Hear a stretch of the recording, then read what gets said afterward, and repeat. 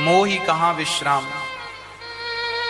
सच्ची कहता हूं, सुंदर कांड रामचरितमानस में ये जो सुंदर कांड है यह सबके लिए। कोई बहुत बड़ा बिजनेसमैन बनना चाहे, व्यापारी बनना चाहे तो कैसे व्यापारी बन सकता है उसके भी सूत्र इसमें है, पर गहराई गंभीरता से कोई पढ़े देखे तो व्यक्ति की सफलता के सूत्र सुंदरकांड में है। आप अपने व्यापार को, बिजनेस को कैसे सफल बनाएंगे वो सूत्र इस कांड में है। आप अपनी भक्ति को कैसे स्ट्रॉन्ग करेंगे वह सूत्र भी सुंदरकांड में है। आपका ज्ञान कैसे बढ़ेगा वह सूत्र भी सुंदरकांड में है। और आपका वैराग्य कैसे प्रबल होगा यह भी सुंदरकांड में है। मतलब सब कुछ, सबका सार सुंदरकांड है। अब देखिए सुंदरकांड का दोहा नंबर 1। यह दोहा नंबर 1 हमें क्या सिखा रहा है? बहुत गहरी बात सिखा रहा है बहुत छोटी सी बात, पर समझने वाले को बहुत ज्यादा समझ में आ सकता है। हनुमान जी जब लंका की ओर गए तो हनुमान जी बहुत थके हुए थे। तो समुद्र के भीतर मैनाक पर्वत रहा करता था।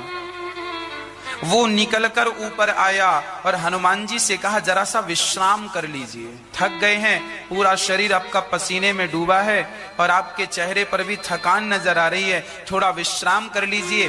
भाई 5 मिनट विश्राम कर लेंगे, शरीर को एनर्जी मिल जाएगी, फिर आप चले जाना। थोड़ा सा हम जलपान करा दे रहे हैं, थोड़ा सा विश्राम कर लीजिए।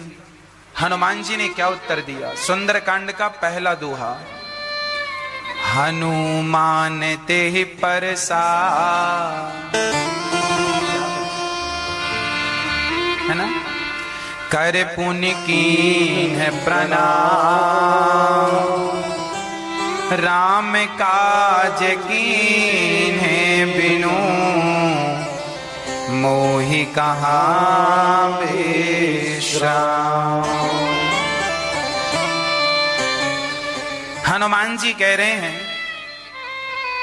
कि मैं विश्राम नहीं कर सकता। क्यों? बोले राम काज कीन्हे बिनु, मोहि कहाँ विश्राम। जितने व्यापारी लोग हैं, बिजनेसमैन हैं, जितने लोग अपने आप को सफल बनाना चाहते हैं, आज का जो युवा जो खटिया तोड़ रहा है, घर में बैठ के फेसबुक और व्हाट्सएप चला रहा, उसके लिए तो ये दोहा ही बहुत है। तुम पूरा सुंदरकांड ना पढ़ो, सुंदरकांड का एक दोहा ही पढ़ लोगे और पढ़कर समझ लोगे तो जीवन में बहुत सफल बन जाओगे। हम लोग क्या है ना, पाठ कर लेते हैं। जामवंत के वचन सुहाए, सुनि हनुमंत हृदय अति भाई, तब लगी मोहि परिखऊँ तो भाई, सही दुख कंद मूल फल खाई, जब लगी आवों सीत ही देखी, वही है काज मोहि हरस विशेषी। ओ भाग रहे हैं पाठ कर करके। आजकल के लोग ना सुंदरकांड का पाठ कर लेते हैं। पाठ करना बुरा नहीं है, पाठ करना भी अच्छी बात है, पर जो सुंदरकांड में लिखा है वह जीवन में चरितार्थ हो जाए तब जीवन बदलेगा। आज की जो युवा पीढ़ी है उसके लिए ये पहला दोहा गोस्वामी जी ने लिख दिया तुम्हारे लिए। गीता में भी यही बात लिखी है, कर्मण्येवाधिकारस्ते। उसी की व्याख्या श्री गोस्वामी जी कर रहे हैं। हनुमान तेहि परसा करी, कर पुण्य कीन्ह प्रणाम, राम काज कीन्ह बिनु, मोहि कहाँ विश्राम।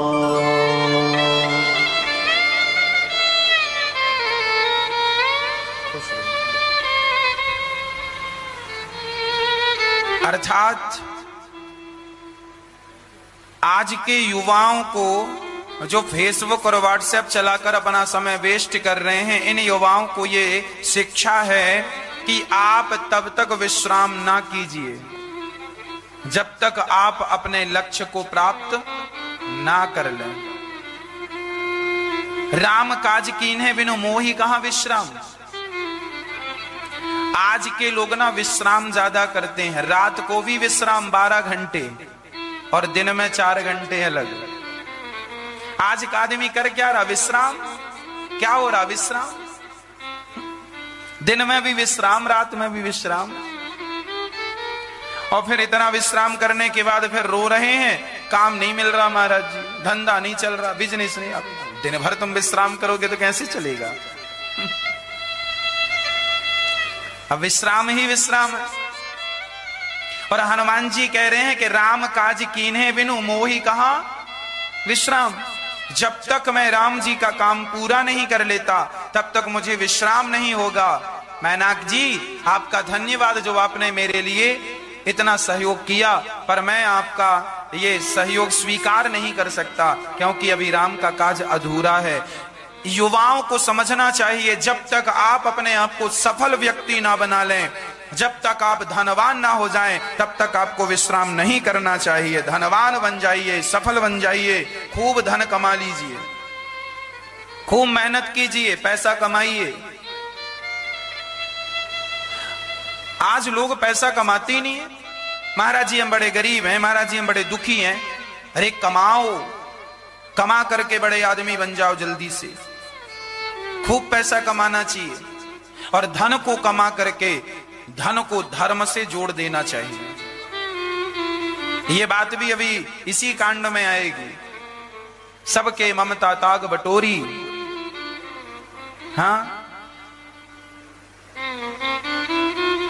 माला रहना, माला देखो, वो चौपाई बाद में आएगी पर मैं उसका अर्थ अभी समझा दूं आपको ताकि आपको स्पष्ट हो जाए। ये क्या है बताओ?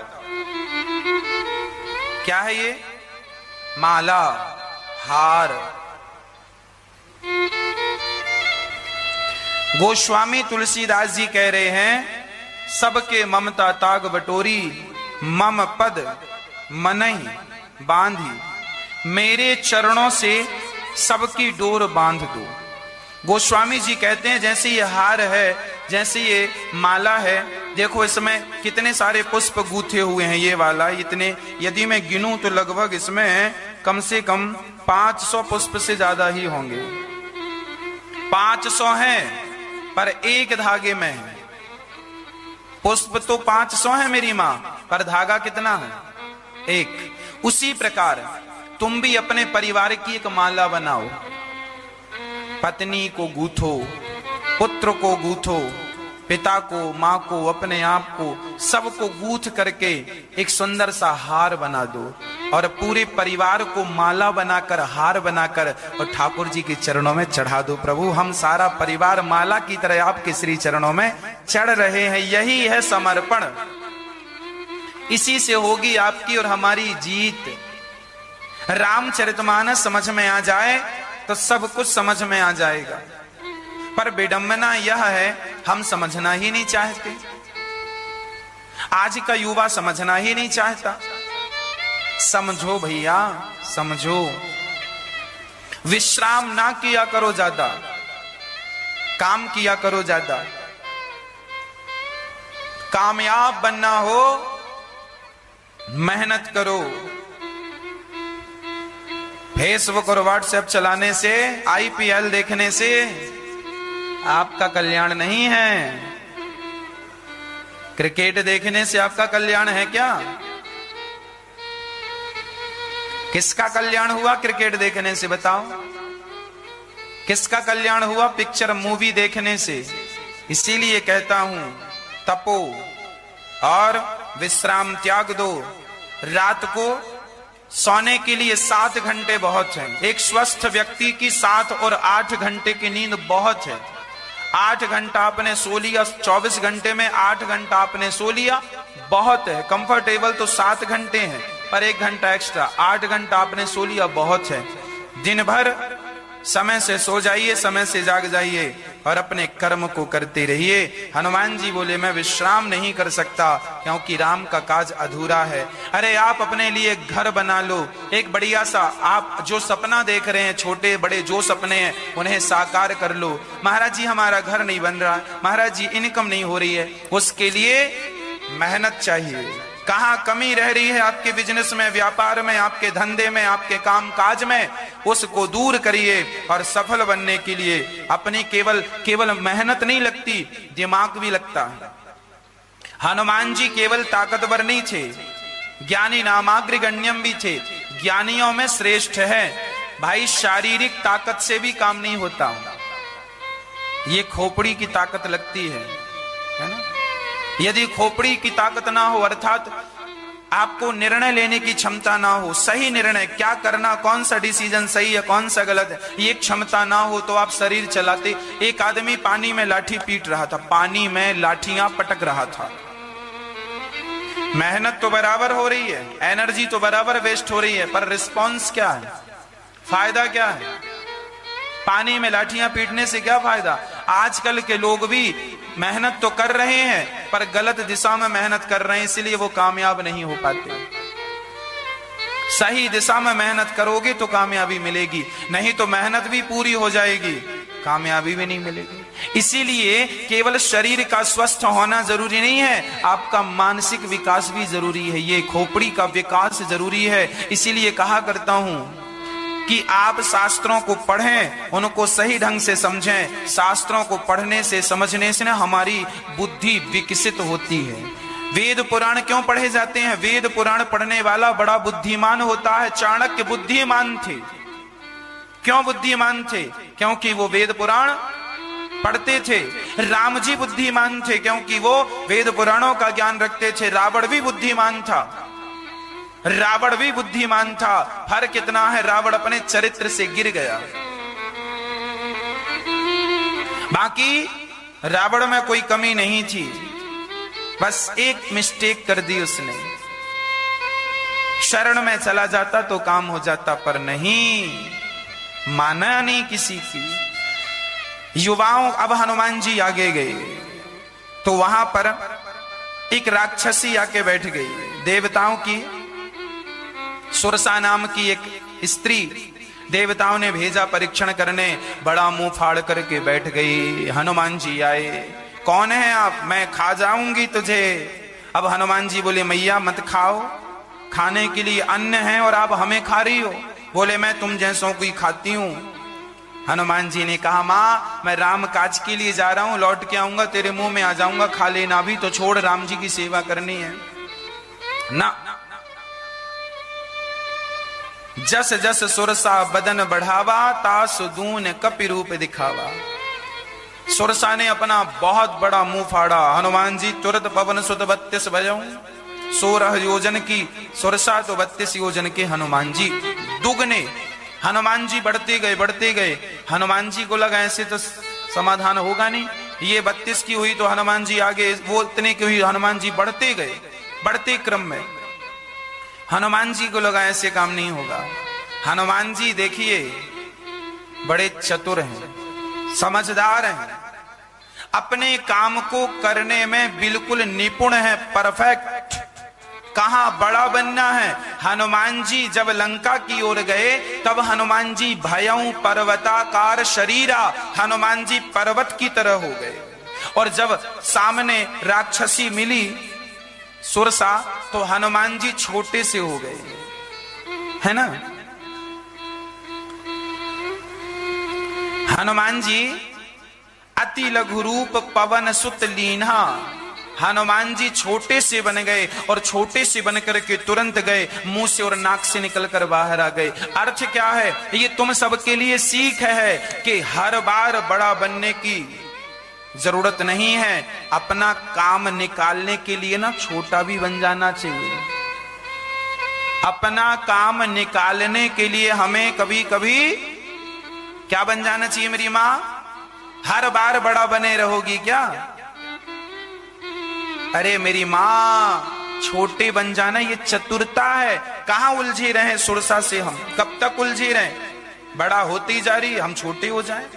जब तुम्हारे ससुर जी, जब तुम्हारे पति जी, जब तुम्हारे पति कह रहे हैं हमारी तो कोई गलती है ही नहीं, हमने तो गलती की ही नहीं, तो पत्नी कोई जरा छोटा बन जाना चाहिए, चलो हमारी ही गलती, चलो सॉरी। और कभी पत्नी तैयार नहीं है झुकने को, नहीं साहब हमारी कोई गलती नहीं, हम क्यों माफी मांगे, हम क्यों, अच्छा चल भाग्यवान मैं गलती किया हूं, क्षमा। क्यों बात का तुम बदंगड़ बना रहे हो, क्यों बढ़ा रहे हो? छोटा, हनुमान जी बिल्कुल सुलझे हुए व्यक्ति हैं, हनुमान जी बिल्कुल सुलझे हुए, और आप लोग ना उलझते हैं। सास ने कोई बात कह दी तो बहू ने झट से पकड़ ली, सास ने ऐसा कहा, और बहू ने कोई बात कह दी तो सास ने पकड़ ली, और पति ने कोई बात कह दी तो पत्नी पकड़े बैठी है, और पत्नी ने कोई बात कह दी पति। मतलब तुम लोग सुलझे हुए नहीं हो, जबरदस्ती उलझ रहे हो। इतनी इतनी सी बातों को लेके आपके घर में 4-4 दिन तक गर्मा गर्मी रहती है। हाँ या ना मैया जी?